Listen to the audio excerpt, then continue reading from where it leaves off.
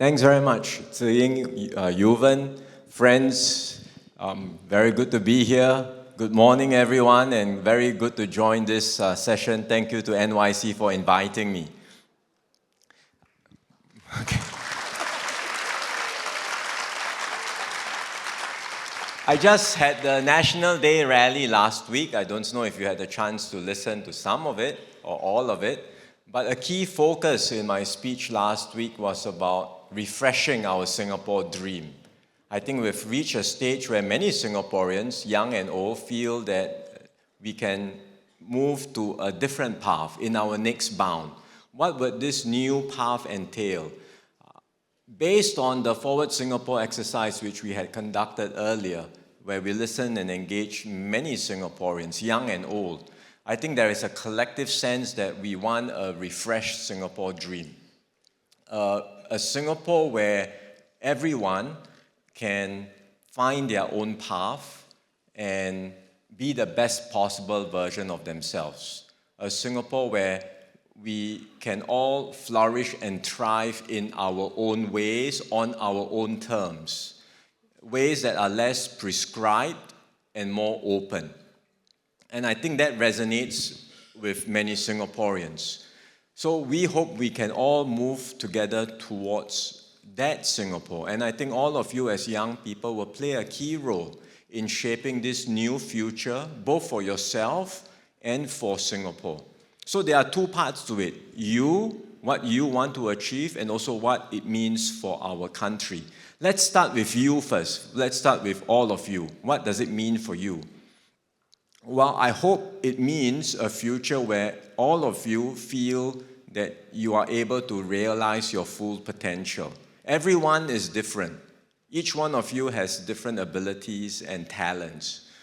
There is no need to compare with one another. There is no need to feel like, oh, this person did this and therefore I must feel pressure to also do the same thing. Because really, we all have different abilities, different strengths, different learning journeys as well. So everyone should feel the freedom, the space to find your own path in life. And then to work hard, excel, strive, and be the best that you can be in whatever you choose.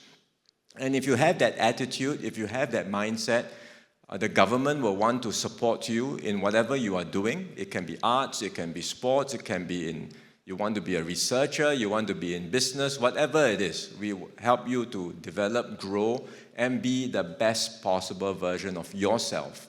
So we want to encourage all of you to chase your rainbow, and we will be there to support you and cheer for you every step of the way. So that's for you. But life shouldn't just revolve around me, myself, and I.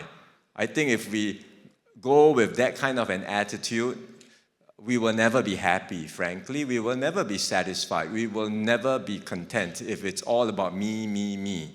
Because ultimately, fulfillment comes through us serving a higher purpose and a greater calling. So the second part of this refreshed dream is about what we can do for our fellow citizens, for our society, and for our country.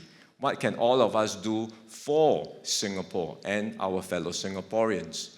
And there too, we want to provide more opportunities for young people like yourselves to do something concrete, practical, and to be able to play a role in shaping the future of Singapore, contributing to causes that you care deeply about.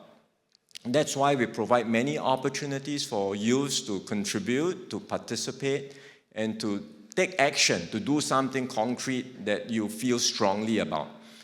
Over the years, the platforms have evolved, and the most recent idea that we have is this youth panels.